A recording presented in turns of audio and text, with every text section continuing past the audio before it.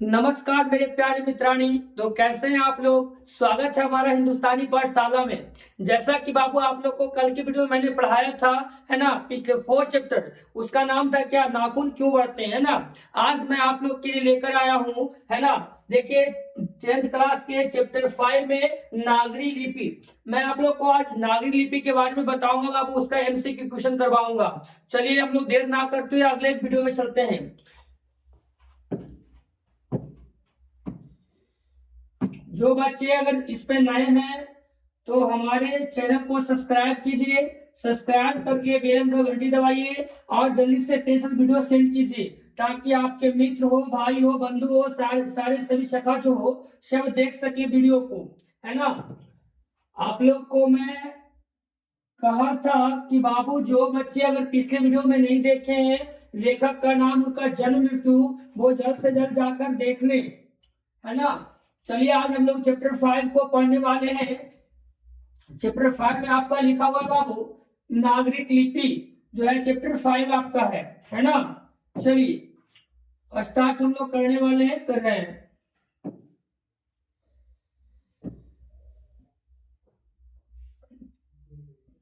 चलिए आपका पहला क्वेश्चन क्या कह रहा है, ध्यान से पढ़िएगा। आपका चैप्टर पहले 5 बाबू, चैप्टर का नाम है क्या, नागरी लिपि गोधूली भाग 2, है ना। हम लोग नागरी लिपि पढ़ रहे हैं। चलिए चैप्टर 5 में नागरी लिपि गोधूली भाग 2 के सबसे पहला प्रश्न जो है बाबू देखिएगा क्या कह रहा है। क्वेश्चन को पहले आप लोग गौर से पढ़िए। अगर क्वेश्चन का आंसर आप लोग को समझ में आ रहा है तो जल्द से जल्द कमेंट बॉक्स में कमेंट कीजिएगा, है ना। ए में क्वेश्चन क्या कह रहा है, कह रहा कि नागरी लिपि के आरंभिक लेख हमें कहां से मिलते हैं।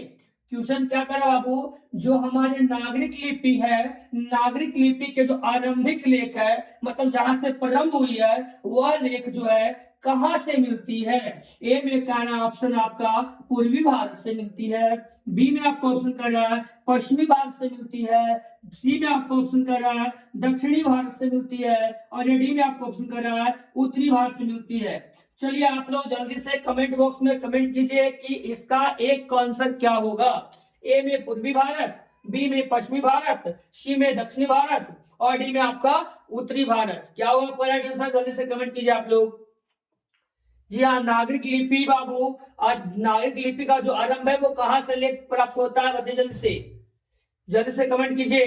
हम लोग दक्षिणी भारत के ना, इसलिए दक्षिण भारत लिखते हैं कि लिखते हैं, इसलिए इसका राइट आंसर क्या होगा, दक्षिणी भारत। इसका राइट आंसर सी होगा, दक्षिणी भारत। यहां तक कोई दिक्कत। देखिए मैंने आपका एक क्वेश्चन करवाया, आप लोग को क्वेश्चन को क्या कीजिए ना, सही तरीका से पहले पढ़िए, उसके बाद आप जो आपका ऑप्शन दिया हुआ है उस ऑप्शन पर गौर कीजिए कि क्या होगा। कह नागरिक लिपि के आरंभिक लेख जो है ना हमें दक्षिणी भारत से प्राप्त होता है, दक्षिणी भारत में मिलते हैं, ठीक है। चलिए यहाँ तक कोई दिक्कत नहीं। सेकेंड क्वेश्चन को ध्यान से देखिएगा बाबू। सेकेंड क्वेश्चन आपका कह रहा है बच्चा कि बेतमा दान पत्र किस समय का है। एक बेतमा दान पत्र होता था बाबू, वही पूछ रहा है उसका काल क्या है। बेतमा दान पत्र का काल क्या है। एक का आपका राइट आंसर, सॉरी इसमें दिया हुआ क्वेश्चन ऑप्शन में 1020 में, 1021 में, 1022 में या 1023 में। इसका राइट आंसर क्या होगा, जल्दी से कमेंट बॉक्स में कमेंट कीजिए। बेतमा जो है दान पत्र किस समय का है, जल्दी से आप लोग कमेंट कीजिए बाबू, जल्दी से बताइए आप लोग। जी आपका बाबू राइट आंसर जो होगा आपका ए होगा। 1020 में जो है बेतमा दान पत्र का समय था। 1020 में जो है बेतमा दान पत्र का क्या था, समय काल था 1020, इसलिए आपका राइट आंसर ए होगा। आपका राइट आंसर ए होगा बाबू। अगला वीडियो देखिए, सर अगला क्वेश्चन देखिए। अगला क्वेश्चन में कह रहा है आपका, कह रहा है कि आप पढ़िए क्वेश्चन को ध्यान से। उत्तर भारत से नागरिक लिपि के खेल कब से मिलने लगते हैं। फिर से ध्यान दीजिए, उत्तर भारत से नागरिक लिपि के लेख कब से मिलने लगते हैं। ए में कह रहा 8वीं सदी, बी में कह रहा 6ठी सदी, सी में कह रहा 9वीं सदी, या डी में कह रहा 4थी सदी। थ्री क्वेश्चन का जो है आपका राइट आंसर क्या होगा, जल्दी से कमेंट बॉक्स में कमेंट कीजिएगा। ए बी सी डी क्या होगा? जी हाँ बाबू, बताइए जल्दी से आप लोग कमेंट कीजिए, ए बी सी डी क्या होगा इसका राइट आंसर? आप लोग बाबू क्वेश्चन को ध्यान से पढ़िए। हाँ देखिए, कह रहा है कि उत्तर भारत से नागरिक लिपि के लेख कब से मिलने लगते हैं। ध्यान दीजिए, आपका राइट आंसर बाबू आपका ए होगा, 8वीं सदी, है ना। आपका 8वीं सदी से जो उत्तर भारत से नागरिक लिपि के लेख जो है मिलने प्रारंभ होते हैं, मिलना प्रारंभ होते हैं 8वीं सदी से, ठीक है। इसलिए उत्तर भारत से नागरिक लिपि का जो लेख है वो 8वीं सदी से मिलने लगते हैं। इसका राइट आंसर ए होगा। क्वेश्चन नंबर आपका 4 कह रहा है बाबू, ध्यान से आप लोग पढ़िएगा। क्वेश्चन नंबर 4 क्या कर रहा है? कह रहा है बाबू कि गुणाकर मूले ने मिडिल स्तर की पढ़ाई जो है किस भाषा में की थी। हमारे जो गुणाकर मूले हैं लेखक, वो गुणाकर मूले ने मिडिल स्तर की पढ़ाई जो है, माध्यमिक स्तर मिडिल स्तर की जो पढ़ाई है वो किस भाषा से की थी। पहला में ए में आपका ऑप्शन है मराठी भाषा में, बी में आपका ऑप्शन है पंजाबी भाषा में, सी में आपका ऑप्शन है बंगला भाषा में, और डी में आपका ऑप्शन है अंग्रेजी भाषा में। जल्दी से आप लोग कमेंट बॉक्स में कमेंट कीजिए कि आपका इसका राइट आंसर क्या होगा।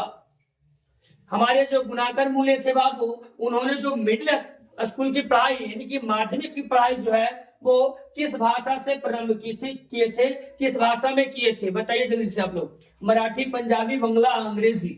इसका राइट आंसर 4 का क्या होगा, जल्दी से कमेंट कीजिए। जी हाँ, जल्दी से आप लोग बताइए बाबू कमेंट में, इसका राइट आंसर क्या होगा।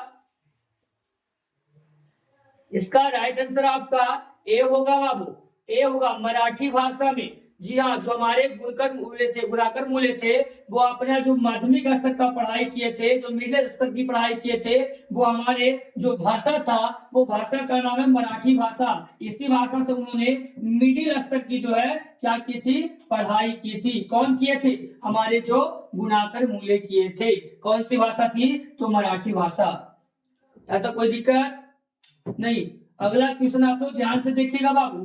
अगला क्वेश्चन क्या कह रहा है? कह रहा होगा अगला क्वेश्चन में 5वां नंबर क्वेश्चन आप लोग ध्यान से पढ़िए।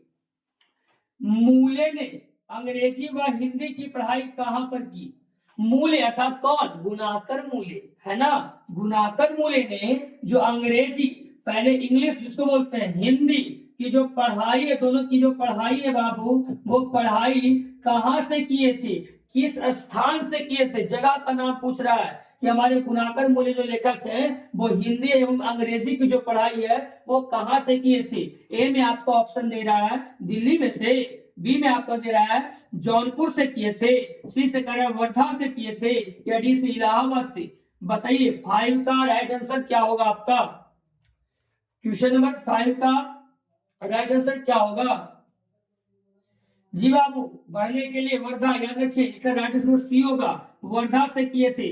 अंग्रेजी और हिंदी की जो पढ़ाई है हमारे गुणाकर मूले, अंग्रेजी और हिंदी की जो पढ़ाई है हमारे गुणाकर मूले जो है वो वर्धा से किए थे।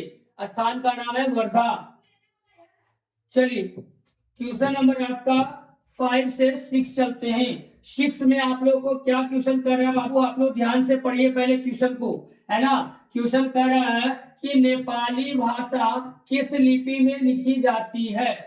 नेपाली भाषा किस लिपि में लिखी जाती है। जिस तरह से हुआ हमारे संस्कृत भाषा देवनागरिक लिपि से लिखी जाती है ना, क्योंकि नागरिक से ही देवनागरिक बना है, और ये जो है देवनागरिक का प्रयोग हम लोग भाषा को लिखने में करते हैं, याद रखिए आप लोग। तो ठीक उसी प्रकार से जो क्वेश्चन पूछ रहा है कि नेपाली जो भाषा हमारा है बाबू, वो भाषा जो है किस लिपि में लिखी जाती है। ए में कह रहा है आपका गुरुमुखी लिपि, बी में कर रहा है खरोष्ट लिपि, सी में कर रहा है ब्राह्मणी लिपि, और डी में आपको कर रहा है बाबू देवनागरिक लिपि, है ना। तो जल्दी से जल्दी आप लोग कमेंट बॉक्स में कमेंट कीजिए कि नेपाली भाषा जो है किस लिपि में लिखा जाता है। क्वेश्चन नंबर 6 का बताइए जल्दी आप लोग। बहुत अच्छा कमेंट कर रहे हैं आप लोग। हाँ बताइए, ए होगा, बी होगा, सी होगा, डी होगा, क्या होगा बाबू, बताइए जल्दी आप लोग। जी हाँ बच्चा, इसका राइट आंसर 6 का राइट आंसर नेपाली भाषा जो है बाबू हमारा देवनागरी लिपि में लिखा जाता है। याद रखिएगा, नेपाली भाषा जो है या संस्कृत भाषा जो है किस भाषा में लिखा जाता है, तो नेपाली भाषा में लिखा जाता है, सॉरी देवनागरी की भाषा में लिखा जाता है, देवनागरी लिपि में लिखा जाता है ना। है तो कोई दिक्कत नहीं। आगे चलिए, अगला कर रहा है क्वेश्चन नंबर 7 में क्या कर रहा है बुआ, ध्यान से आप लोग पढ़िए। क्वेश्चन क्या कर रहा है, कह रहा है बच्चा कि जो हमारे गुणाकर मूल्य हैं उनका जन्म कब हुआ था। गुणाकर मूल्य का जन्म कब हुआ था। ऑप्शन ए में कर रहा है 1935 ईस्वी में, बी में कर रहा है 1936 ईस्वी में, डी में कर रहा है 1937 ईस्वी में, और सी में कर रहा है 1937 ईस्वी में, और डी में कर रहा है 1938 ईस्वी में। थोड़ा सा बोलने में हल्का मिस्टेक होती है बाबू, इसके लिए कोई दिक्कत नहीं है, आप लोग समझ रहे हो ना, है ना। तो ध्यान से देखना है कि आपका गुणाकर, क्योंकि बुआ ये जो क्वेश्चन है मैंने फर्स्ट वीडियो में पढ़ा रखा है, लेखक का नाम, चैप्टर का नाम, उनके जो है जन्म, उनका मृत्यु, वो कौन सी विधा से लिखे थे, उनका जन्म कौन सा स्थान पे हुआ था, उनका मृत्यु अर्थात मरण कौन जगह पे हुआ था, सारी ये जो आपको बात हमने एक फर्स्ट वीडियो में बता रखी है। अभी तक जो बच्चे नहीं पढ़े उस वीडियो को नहीं देखे, जल्द से जल्द जाकर वो फर्स्ट वीडियो पहले देखे, तब आकर आप इसका क्वेश्चन से हल हो सकता है। चलिए तो देर ना करते हुए आप लोग 7वें नंबर का क्वेश्चन जो है कर रहा गुणाकर मूल्य का जन्म कब हुआ था, इसका जल्दी से जल्दी आप लोग कमेंट बॉक्स में कमेंट कीजिए, आंसर बताइए कि ABCD क्या होगा, बताइए जल्दी आप लोग। 1935, जी हाँ बच्चे 1935 1935 ईस्वी में जो है हमारे गुणाकर मूल्य का क्या हुआ था, जन्म हुआ था। वो याद रखिएगा आप लोग कि 1935 ईस्वी, इसका राइट आंसर क्या होगा, ए होगा बाबू, इसका राइट आंसर क्या होगा, ए होगा। चलिए यहाँ तक कोई दिक्कत बच्चे नहीं। आगे देखिए क्या कर रहा है, क्वेश्चन नंबर 8 में देखिए आप लोग ध्यान से पढ़िए। क्वेश्चन नंबर 8 कर रहा हुआ कि गुणाकर मूल्य जो है उनका जन्म कहाँ हुआ था, वो कब हुआ, 1935 में, लेकिन पूछ रहा है कौन सा स्थान का नाम यहाँ पूछ रहा है, कहाँ और कब में अंतर होता है। चलिए तो कहाँ हुआ था मतलब स्थान का नाम पूछ रहा है, कब हुआ था मतलब कि जो काल का नाम पूछ रहा है, ठीक है। तो आप लोगों को कहाँ कर रहा है, तो ये आप स्थान का नाम है। बताइए कि हमारा गुणाकर मूल्य जो है ना, उनका जो जन्म है कहाँ हुआ था। ए में केरल में हुआ था, बी में तमिलनाडु में हुआ था, सी में करा महाराष्ट्र में हुआ था, या डी में करा उत्तर प्रदेश में हुआ था। इसका राइट आंसर क्या होगा, जल्दी से आप लोग कमेंट बॉक्स में कमेंट कीजिए, क्या होगा, जल्दी से आप लोग बताइए बाबू इसका राइट आंसर क्या होगा। जी हाँ बताइए जल्दी से बच्चे, इसका राइट आंसर बाबू सी होगा, महाराष्ट्र। 1935 में बाबू इनका जन्म हुआ था, कहा, महाराष्ट्र में। किनका, तो हमारे गुणाकर मूल्य का। यहाँ तक कोई दिक्कत नहीं बाबू, आगे चलते हैं। क्वेश्चन नंबर आपका 9 क्या कर रहा है, ध्यान से देखिए। 9 में कर रहे बच्चे, पढ़िएगा आप लोग पहले बढ़िया से। इन्होंने किस पुस्तक में पुरानी लिपियों की विस्तृत जानकारी दी है। इन्होंने मतलब कौन, गुणाकर मूल्य ने, है ना। किस पुस्तक में, ऐसा कौन सा पुस्तक है, कौन सा ग्रंथ है ना, उस ग्रंथ में जो हमारी पुरानी लिपियां हैं, जिस लिपि के द्वारा जो है हमारा जो भी भाषा लिखा जाता है, उस लिपियां की बात कर रहे हैं, ध्यान समझिएगा। इन्होंने अर्थात कौन, गुणाकर मूल्य ने किस पुस्तक में, कौन सा ऐसा पुस्तक है जो पुरानी लिपियां, जिस लिपि से हम लोग को भाषा लिखाता है, वो सब लिपियां जो है की लिपियों की विस्तृत जानकारी, विस्तृत मतलब बहुत अंदर तक की जानकारी, जिसको बोल सकते हैं, है ना, बहुत बड़ा जानकारी। विस्तृत मतलब क्या होता है, बड़ा होता है। तो विस्तृत जानकारी दी है किस, कौन सा अर्थी में, ए में करा संस्कृति में, बी में अक्षर कथा में, सी में करा प्राचीन भारत का इतिहास में, डी में करा पुरालिपि शास्त्र में। चलिए इसका राइट आंसर आपको क्या होगा, जल्दी से आप लोग कमेंट बॉक्स में कमेंट कीजिए, जल्दी से बताइए आप लोग क्या होगा इसका राइट आंसर बाबू। जी इसका राइट आंसर बाबू बी होगा, क्या होगा, बी। अक्षर कथा में जो है हमारे गुणाकर मूल्य ने जो इस पुस्तक में है जो पुरानी लिपियों का विस्तृत जानकारी दिए हैं अक्षर कथा में, ठीक है। इसलिए आप लोग याद रखिएगा इसका राइट आंसर क्या होगा, बी होगा, अक्षर कथा, अक्षर कथा। आगे देखिए क्वेश्चन नंबर 10 क्या कर रहा है, क्वेश्चन नंबर 10 में समझिएगा बाबू, कह रहा गुप्तों की राजधानी को क्या कहा जाता होगा।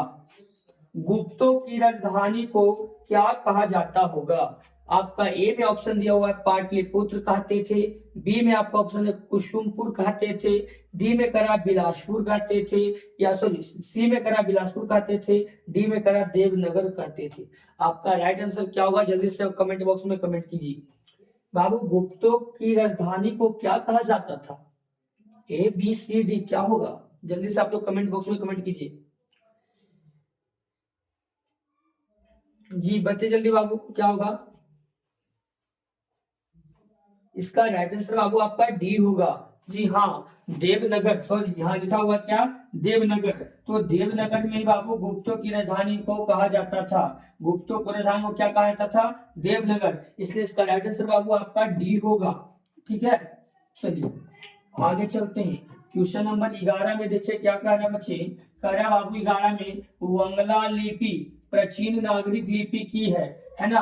क्या है? बंगला लिपि जो है प्राचीन नागरिक लिपि की क्या है? पुत्री है बाबू, उनकी बहन है बाबू, भगनी है ना, या बहू है? क्या होगा? जल्दी से आप लोग कमेंट कीजिए। क्वेश्चन नंबर 11 का क्या होगा आंसर?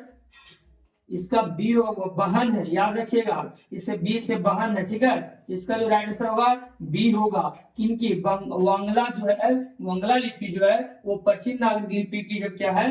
बहन है। अगला क्वेश्चन देखिए, क्वेश्चन नंबर आपका कह रहा है बाबू 12 में, ध्यान से आप लोग पढ़िए। 12 में क्या कह रहा है कि केरल के शासकों के द्वारा सिक्कों पर वीर केरलस्य की शब्द किस लिपि में लिखी गई है? चलिए, नागरिक लिपि में, ब्राह्मण लिपि में, देवनागरिक नदी नागरिक लिपि में, या गुरुमुखी लिपि में? किस लिपि में लिखा गया? आप लोग ध्यान से पढ़िए। फिर से मैं क्वेश्चन को दोहरा रहा हूं। केरल के शासकों के द्वारा सिक्कों पर वीर केरलस्य शब्द जो है किस लिपि में लिखी गई है? A B C D. इसका राइट आंसर क्या होगा? आप लोग जल्दी से कमेंट बॉक्स में कमेंट कीजिए, बताइए आप लोग जल्दी से, आप लोग बताइएगा क्या होगा इसका राइट आंसर बाबू। जी हाँ, ए बी सी डी क्या होगा इसका राइट आंसर? बताइए जल्दी से आप लोग। जी हाँ, इसका राइट आंसर बाबू ए होगा। नागरिक लिपि में जो है ना, हमारे केरल के शासकों के द्वारा जो है सिक्कों पर वीर केरलस्य शब्द लिखा था, है ना? यही लिपि में जो है, नागरिक लिपि में केरल के शासक जो जितने भी थे उनके द्वारा, मतलब लिखा हुआ उनके द्वारा जो है सिक्कों पर वीर केरलस्य शब्द जो है वो नागरिक लिपि के द्वारा लिखी गई थी। यहाँ तो कोई दिक्कत आप लोग को नहीं। अगला क्वेश्चन चलते हैं। क्वेश्चन नंबर आपका 13 का है, पढ़िए बढ़िया से पहले बाबू।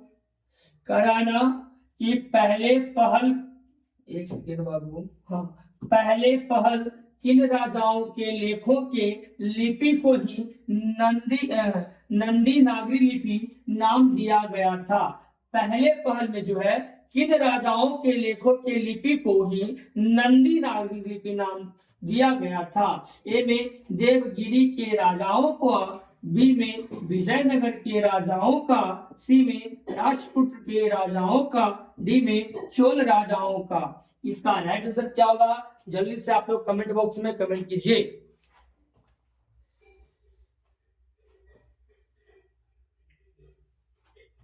इसका राइट आंसर बाबू आपका बी होगा। जी हाँ, विजयनगर के राजाओं का जो है बाबू पहले पहल में जो है विजयनगर के राजाओं का जो है लेखों का लिपि को ही नंदी नागरी लिपि नाम से दिया गया था, विजयनगर के राजाओं का। इसलिए इसका राइट आंसर आप लोग को याद होगा, क्या है बाबू? बी होगा इसका राइट आंसर। इसलिए बी पे टिक आउट कीजिए आप लोग। चलिए अगला क्वेश्चन देखिएगा। क्वेश्चन नंबर क्या कर रहा है? क्वेश्चन नंबर 14 यानी कि 14 क्या कह रहा है? कह रहा है कि उत्तर भारत की विशेष स्थापत्य शैली को क्या कहते हैं? क्या किया? उत्तर भारत की विशेष स्थापत्य शैली को क्या कहते हैं? ए में करा ललित शैली, बी में अभिनगर नागर शैली, सी में करा कि बी विराट शैली, और डी में नागर शैली। क्या होगा जल्दी से बताइए हम लोग कमेंट में किए तो। 14 का राइट आंसर क्या होगा आप लोग को? 14 का राइट आंसर क्या होगा? जल्दी से आप लोग कमेंट कीजिए बाबू। ए बी सी डी क्या होगा? जी बच्चे, इसका राइट आंसर ना डी होगा। नागर शैली से जो है बाबू हमारे उत्तर भारत की विशेष स्थापत्य शैली को नागर शैली कहा जाता है ना। उत्तर भारत की विशेष स्थापत्य शैली को कौन सा शैली कहा जाता है? तो नागर शैली कहा जाता है। इसलिए इसका जो राइट आंसर होगा बाबू आपका डी होगा। ठीक है, चलिए इसका राइट आंसर डी होगा। आगे चलते हैं। यहाँ तो कोई दिक्कत आप लोग बताइए, यहाँ तो कोई दिक्कत है? यस या नो? चलिए बहुत अच्छे बच्चे, आगे देखिए क्वेश्चन नंबर कह रहा बाबू 15 में, ध्यान दीजिएगा। देवनागरी लिपि में मुद्रण के टाइप कब बने? जो देवनागरी लिपि बनी बाबू, उनका मुद्रण के टाइप जो है कब बना था? ए में कहा 2 सदी पहले, बी में 2 दशक पहले, सी में 20वीं सदी पहले और डी में 11वीं सदी पहले। आपका इसका राइट आंसर क्या होगा? जल्दी से कमेंट बॉक्स में कमेंट कीजिए, राइट आंसर क्या होगा? देवनागरी लिपि में मुद्रण के टाइप कब बने? बताइए जल्दी से आप लोग।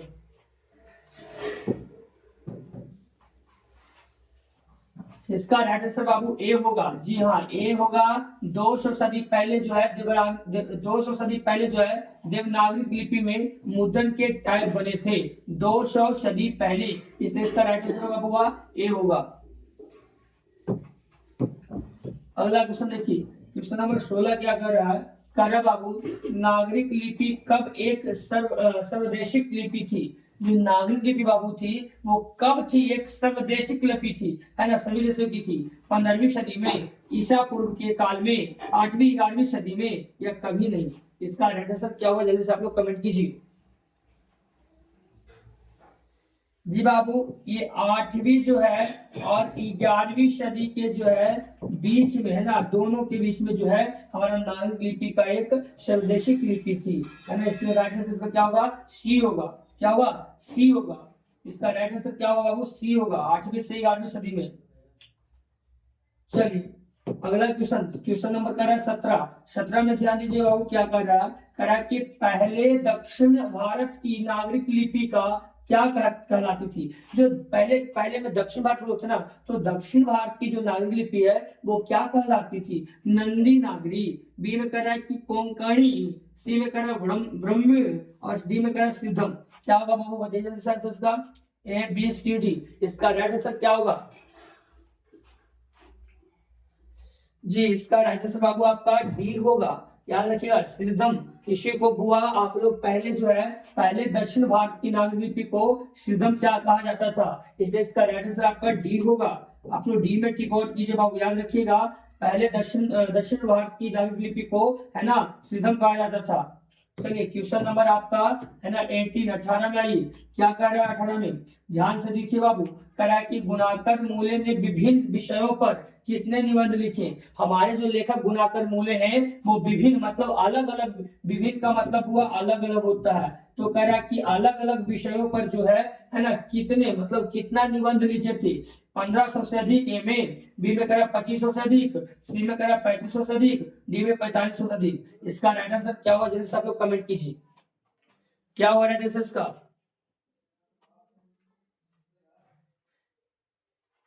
बबू बताइए आप लोग, 18 का राइट आंसर क्या होगा? जी, आपका 18 का राइट आंसर आपका बी होगा बाबू। 2500 से अधिक जो है हमारे गुणाकर मूल्य जो है अलग अलग विषयों पर निबंध लिखे थे। याद रखिएगा, हमारे गुणाकर जो मूल्य हैं वो 2500 से अधिक विषयों पर जो है हमारे गुणाकर मूल्य अलग अलग मतलब विभिन्न विभिन्न विषयों पर निबंध लिखे थे, 2500 से अधिक, इसलिए इसका राइट आंसर आपका बी होगा बाबू। यहाँ तक कोई दिक्कत? चलिए अगला क्वेश्चन क्या कह रहा है, आप लोग ध्यान से पढ़िए। कह रहा है कि भारतीय लिपियों की कहानी, है ना, यहाँ पे हो गया है सबका जगह।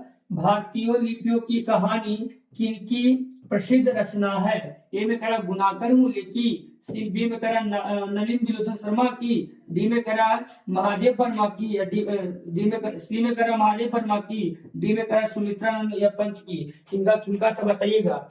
हम लोग अभी किनका पढ़ रहे हैं, गुणाकर मूल्य ना बाबू। जी हाँ, इसके लिए इसका राइट आंसर होगा बाबू ए आपका होगा। गुणाकर मूल्य की जो है हमारे भारतीय लिपियों की कहानी की सुप्रसिद्ध रचना किए थे। कौन किए थे, गुणाकर मूल्य। इसलिए इसका राइट आंसर क्या होगा, आपका ए होगा। ए में आपका टिक आउट आंसर होगा गुणाकर मूल्य। यहाँ तो कोई दिक्कत बच्चे नहीं।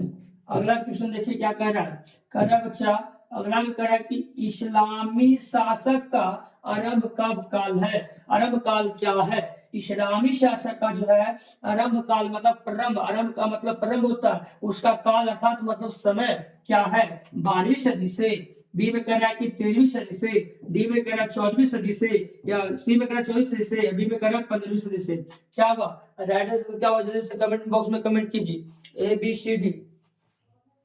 बच्चा आज बहुत ठंड है बाबू। हाँ इधर बहुत ठंड लग रही है ना, बहुत मतलब कनकनी आ गया है, ठंड के कारण सर दर्द कर रहा है। चलिए इसका राइट आंसर ए होगा बाबू, आपका राइट आंसर इसका ए होगा। 12वीं सदी से जो है इस्लामी शासक का आरंभ हो गया था।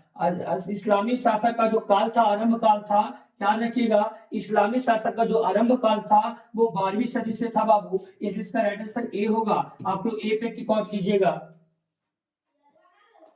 चलिए क्वेश्चन नंबर आपका 21 देखिए क्या कर रहा है। 21 में कह रहा हुआ कि गुणाकर मूल्य की मृत्यु कब हुई। देखिए आपको क्वेश्चन पढ़ाया हुआ है, ए में 1995 में, बी में 1999 में, सी में 2005 में, डी में 2009 में। आप बताइए इसका कमेंट में जल्दी से क्या होगा। क्वेश्चन नंबर 21 का राइट आंसर क्या होगा, गुणाकर मूल्य का मृत्यु कब हुआ था बाबू, बताइए आप लोग जल्दी से कमेंट बॉक्स में क्या होगा इसका राइट आंसर। जी हाँ बहुत अच्छे बच्चे, इसका राइट आंसर 2009 होगा। ठीक है, हमारे गुणाकर मूल्य का जो है मृत्यु बाबू 2009 में हुआ था। ठीक है, इसलिए राइट आंसर क्या होगा, डी होगा। इसलिए राइट आंसर क्या होगा, डी होगा। आपको डी पे टिक आउट कीजिए।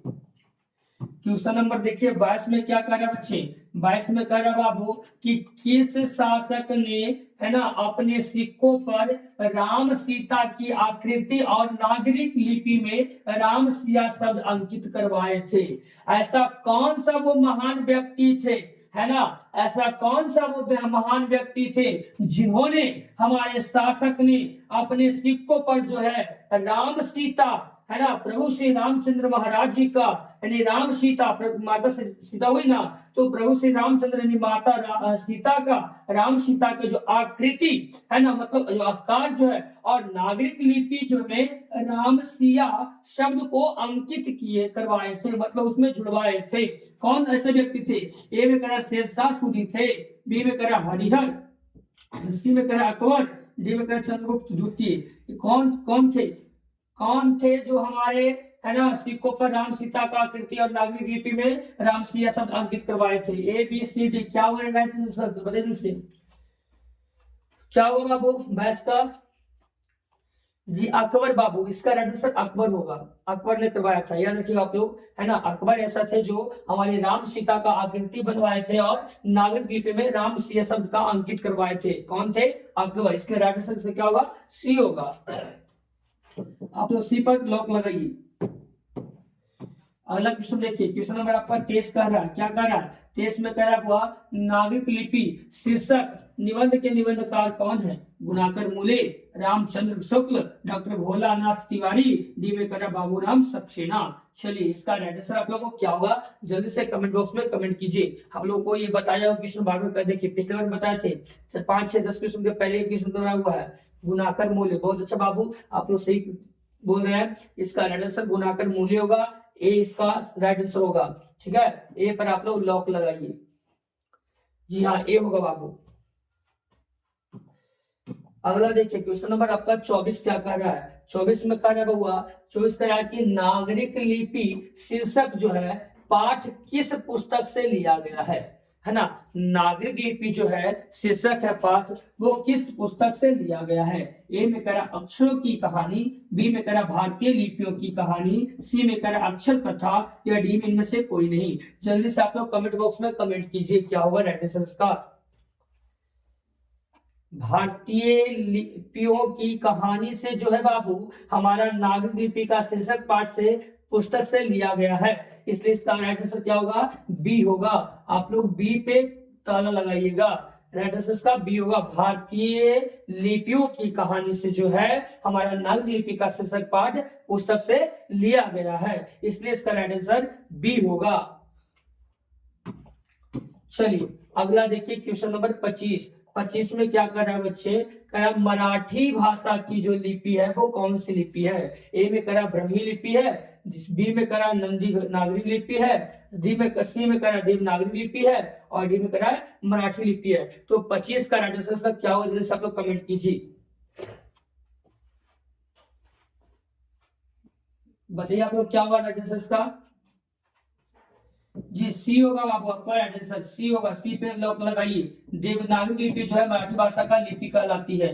देवनागरिक लिपि जो है बाबू हमारे मराठी भाषा का क्या कहलाती है, लिपि कहलाती है। देखिएगा देवनागरिक लिपि जो है हमारी मराठी भाषा का क्या कहलाती है, लिपि कहलाती है। क्वेश्चन नंबर आगे देखिए 25 से 26 में चलिए। 26 में क्या कर रहा है बाबू, ध्यान से देखिएगा, कह रहा है कि टकसाल का संबंध किससे है, सिक्कों से, अभिलेखों से, लिपियों से, या अनाज के ढेरों से। 26 का राइट आंसर क्या होगा, जल्दी से कमेंट कीजिए आप लोग। टकसाल आप लोग एक क्वेश्चन पहले भी आया हुआ, सिक्को सिक्को बोल रहे थे, इसलिए इसका राइट आंसर क्या होगा, सिक्को से होगा बाबू, ध्यान दीजिए। जी हाँ, टकसाल का जो संबंध हमारा है ना वो सिक्कों से, इसलिए इसका ऑप्शन ए होगा सही आंसर। आप लोग ए पे लॉक लगाइए, ध्यान से आप लोग पढ़िए बाबू, आप लोग पढ़ा रहे हैं तो ठीक है, एग्जाम में एक भी क्वेश्चन छूटना नहीं चाहिए, है ना। बस आप मेरे साथ दीजिए, मैं आपके साथ रहूंगा, ठीक है। अब की बार 450 पार, कहां से, तो हिंदुस्तानी पाठशाला से, है ना। तो आप लोग को वीडियो जो है देखना ना भूलें। चलिए तो टकसाल का संबंध किससे बाबू, आपका सिक्कों से है, इसलिए राइट आंसर इसका ए होगा। ए पे टिक आउट कीजिए, ए पे तो ताला लगाइए। अगला क्वेश्चन कर रहा है 27 नंबर। 27 में क्या कर रहा है, कह रहा कि श्रवण वेल गोला स्थान का संबंध किससे है, कहा बताइए। श्रवण वेल गोला जो है स्थान है वो संबंध किससे है, आपको कह जैन धर्म से संबंध है, बौद्ध धर्म से संबंध है, सिख से धर्म से संबंध है, या वैष्णव धर्म से संबंध है। क्या इसका राइट आंसर बताइए से। 27 का आपका राइट आंसर क्या होगा, जल्दी से कमेंट बॉक्स में कमेंट कीजिए।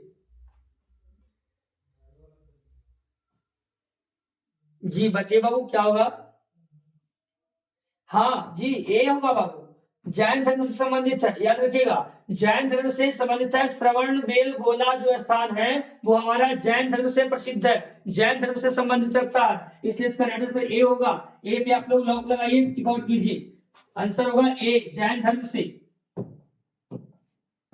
चलिए क्वेश्चन नंबर आपका 28 में क्या कर रहा है, ध्यान दीजिएगा, कह रहा है कि सिद्धम क्या है। देखिए बताए थे सिद्धम क्या था, मंत्र था बाबू, सिद्ध योगी था, साधु था, एक प्रकार की लिपि है।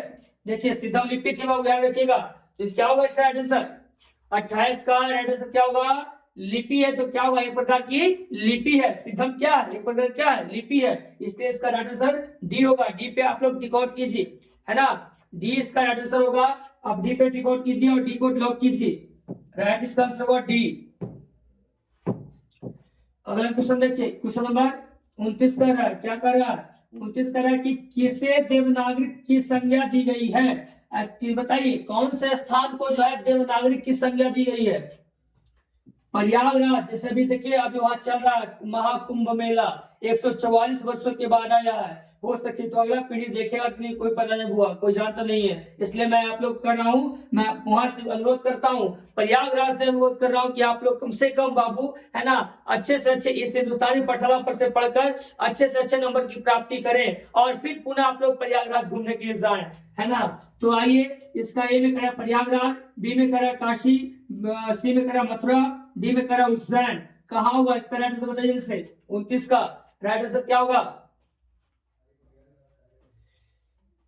हमारे ये विश्वनाथ जी कहाँ है, महादेव शंकर का स्थापना कहाँ है, काशी में, यानी कि आपका इसका राइट आंसर बी होगा, काशी, है ना। आप लोग बताया था बनारस, है ना बाबू, वही ना है, बनारस काशी जो बोलिए एक ही है, इसका राइट आंसर बी होगा। बी पे आप लोग टिक आउट कीजिए, बी पे लॉक लगाइए। क्वेश्चन नंबर आपका 30 तो इसमें क्या कह रहा हुआ, हिंदी के आदि कवि कौन है? आदि कवि कह रहा है, हिंदी के आदि कवि कौन है? सरहपाद, या कह रहा तुलसी, वाल्मीकि या निराला। तो इसका क्या आंसर होगा, आपको जल्दी से जल्दी बताइए। सरहपाद, बहुत अच्छा बाबू, ए होगा। जी हाँ, सरहपाद ही जो है हमारे हिंदी के आदि कवि कहलाते हैं। याद रखना, हिंदी के आदि कवि कौन है? सरहपाद। इसके इसका राइट आंसर क्या होगा? ए होगा। ए पे लॉक लगाइए। चलिए, क्वेश्चन नंबर आपका 31 का है क्या? अमोघ वर्ष कौन था? एक विद्वान व्यक्ति था, एक प्रख्यात मतलब पूरा प्रसिद्ध राष्ट्रकूट राजा था, एक कवि था, या एक राजवैद्य था, है ना? जो राजवैद्य किसको कहते हैं? वैद्य अर्थात जैसे हम लोग क्या बोलते हैं, डॉक्टर। वो हमारे पहले पूर्वजों वैद्य चलते थे, वैद्य चिकित्सक जो होते थे उन्हीं को वैद्य कहा जाता था। तो ए बी सी डी क्या हुआ, जल्दी से आप लोग कमेंट कीजिए। जी हाँ, वो राजा था बाबू, याद रखिएगा। एक प्रख्यात, एक सुप्रसिद्ध विख्यात राजपूत का एक राजा था। कौन? अमोघ वर्ष। याद रखिएगा क्या होगा, इसलिए इसका राइट आंसर होगा बी बाबू। बी पे आप लोग टिक आउट कीजिए, बी पे आप लोग ताल लगाइए। चलिए, क्वेश्चन नंबर आपका 32 में क्या कर रहा है, ध्यान से देखिएगा। 32 में कर रहा है आपका कि मिहिर भोज की ग्वालियर प्रशासित किस भाषा में है? मिहिर भोज की ग्वालियर प्रशासित किस भाषा में है? प्रकृत भाषा में, है ना, अपभ्रंश भाषा में, संस्कृत भाषा में, या डी में हिंदी भाषा में? कौन सी भाषा में? जल्दी से आप लोग कमेंट बॉक्स में कमेंट कीजिए। जी हाँ बाबू, बताइए आप लोग कौन सी भाषा में? बताइए कौन सी भाषा में है? हाँ, सी हुआ आपका संस्कृत भाषा में जो है। मिहिर भोज की ग्वालियर प्रसिद्ध जो है आपका संस्कृत भाषा में है, इसलिए इसका राइट आंसर क्या होगा? सी होगा। यहाँ सी पे आप लोग लॉक लगाइए। क्वेश्चन नंबर आपका 33 कर रहा है, बेतमा कहाँ है? इंदौर के पास, इलाहाबाद के पास, पुणे के पास, या पटना के पास? बताइए आप लोग जल्दी से, कहाँ है बेतमा? बेतमा कहाँ है? हाँ, इंदौर के पास। राइट आंसर का ये होगा आपको। चलिए, क्वेश्चन नंबर आपका कर रहा है 34, कर रहा है कि दक्षिण भारत के पांड्य प्रदेश से किस राजा के पलियम ताम्र पत्र मिले हैं? दक्षिण भारत के पांड्य प्रदेश से किस राजा के पालियम ताम्र पत्र मिले हैं? महेंद्र पाल को, राजा वर्गुण को, राजा भोज को, या श्री गंगाराज को? राजा को किसको मिला था? बताइए आप लोग। इसका राइट आंसर क्या होगा? जी बी होगा बाबू, राजा वर्गुण को। जी हाँ, राजा जो वर्गुण थे उन्हीं को दक्षिण भारत के पांड्य प्रदेश से जो है राजा को पलियम ताम्र पत्र मिले थे, है ना? इसलिए इसका आंसर बी होगा। बी पे आप लोग टिक आउट कीजिए। चलिए, अगला क्वेश्चन देखिए। चलिए, 34 तक की था बाबू, कोई बात नहीं, बहुत अच्छा। आज तो मैंने आप लोग को ये चैप्टर 5 हुआ ना, हाँ चैप्टर 5 हुआ। चैप्टर 5 में आप लोग करवा दिए बाबू। अब अगले चैप्टर 6 में कल की वीडियो में बताऊंगा। आज तक के लिए मैं यहीं तक समाप्त करता हूँ। जय हिंद, जय भारत, मिलते हैं नेक्स्ट डे।